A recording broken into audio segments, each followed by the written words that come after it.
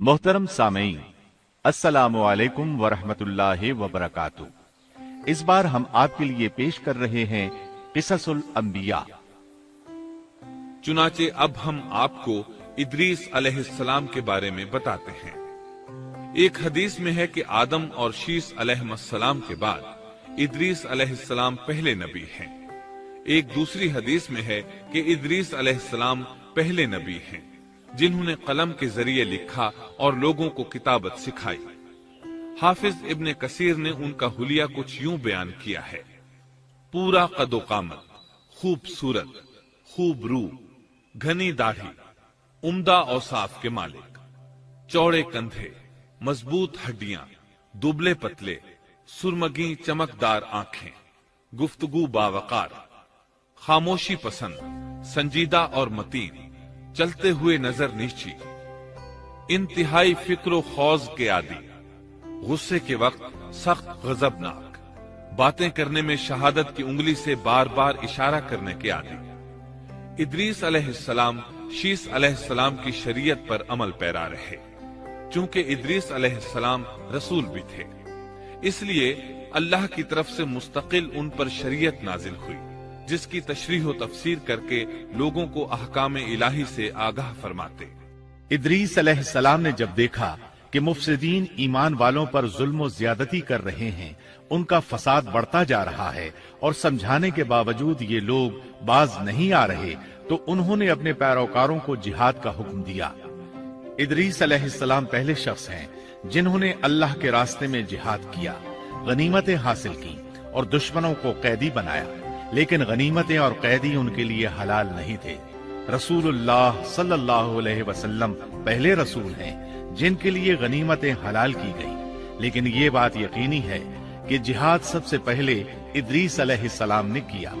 उन्होंने जिहाद के लिए सबसे पहले एक लश्कर तैयार किया, फिर उस लश्कर को दो हिस्सों में तकसीम किया। एक हिस्सा प्यादों पर मुश्तमिल था, दूसरा सवारों पर। चुनाचे भरपूर तैयारी के बाद इदरीस अलैहिस्सलाम ने काबिल की कौम पर चढ़ाई कर दी। हक व बातिल के दरमियान जबरदस्त मार्के हुए। आखिरकार इदरीस अलैहिस्सलाम ने उन्हें घुटने टेकने पर मजबूर कर दिया। उनका बहुत सा माल व असबाब लूट लिया और लोगों को कैदी बना लिया। अल्लाह ताला ने इन तमाम बातों का जिक्र नहीं फरमाया, बल्कि अल्लाह ने उनकी सीरत के बारे में अपनी किताब कुरान मजीद में इशारतन जिक्र फरमाया है। मसलन सूरह मरियम आयात 56 और 57 में इरशाद होता है, और इस किताब में इदरीस का भी जिक्र कर, वो भी नेक किरदार नबी थे, हमने उन्हें बुलंद मकाम पर उठाया। उनके बुलंद मर्तबे के बारे में बुखारी और मुस्लिम में हदीस मौजूद है कि नबी करीम सल्लल्लाहु अलैहि वसल्लम ने फरमाया, मैंने मेराज की रात चौथे आसमान पर इदरीस अलैहिस्सलाम से मुलाकात की। वो चौथे आसमान पर बुलंद मकाम पर फाइज थे। इब्ने जरीर ने एक रिवायत बयान की है। वो रिवायत इस बात की वजाहत करती है कि अल्लाह ताला के इरशाद वरफ़अनाहु मकानन अलिय्या से क्या मुराद है, इसका क्या मफहूम है। इब्ने जरीर के अलावा दीगर बड़े बड़े मुफस्सिरीन और मुअर्रिखीन ने भी इस रिवायत को जिक्र किया है, लेकिन इसकी कोई सही सनद नहीं मिल सकी। वो रिवायत ये है। इब्ने अबी हातिम वगैरह ने इस रिवायत को हिलाल बिन यसार से बयान किया है। वो कहते हैं, मेरी मौजूदगी में इब्ने अब्बास रज़ी अल्लाहु अन्हुमा ने काब रहमतुल्लाह अलैहि से पूछा, काब, इदरीस अलैहिस्सलाम के मुताल्लिक अल्लाह ताला के इस कौल वरफ़अनाहु मकानन अलिय्या, हमने उन्हें बुलंद मकाम पर उठा लिया, का क्या मतलब है।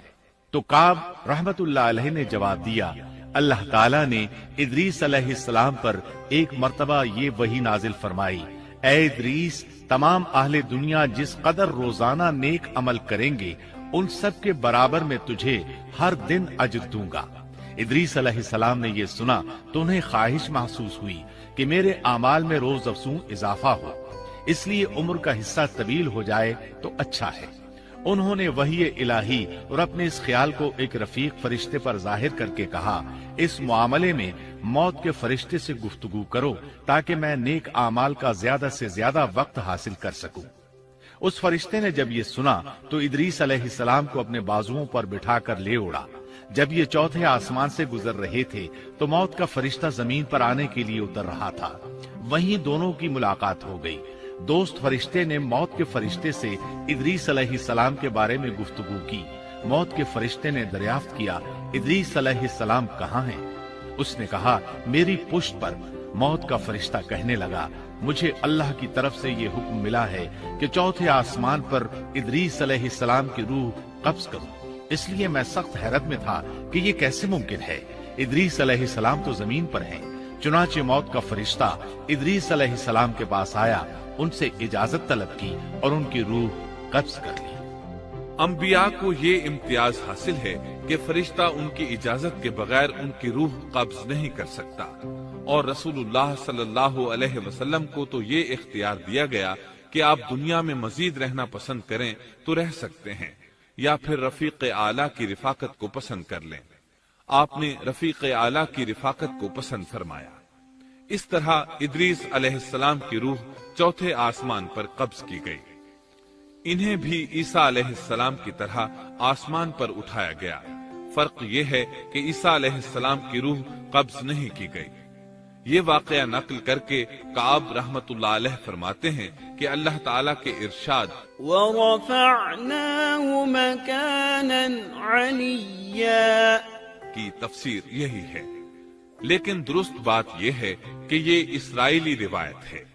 ادریس علیہ السلام کی وفات ہو گئی تو لوگ فساد میں اور بڑھ گئے، ان میں شر پھیل گیا، تاہم وہ توحید پر قائم رہے۔ بت پرستی کا ان میں کوئی شعور نہیں تھا۔ لوگ آدم علیہ السلام کی وفات کے 1000 سال بعد تک توحید پر قائم رہے۔ ان میں فسق و فجور ضرور تھا لیکن شرک نہیں تھا۔ اللہ تعالیٰ کے اس ارشاد كان الناس أمة واحدة دراصل لوگ ایک ہی امت تھے کا یہی مطلب ہے۔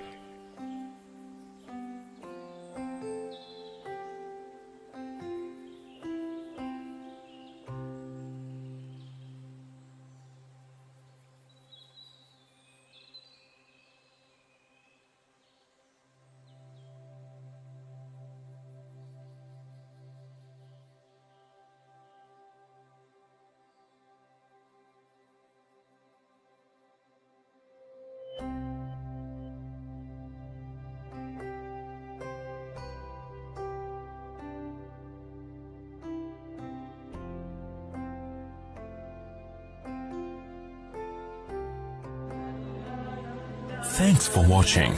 Don't forget to like, comment, share and subscribe to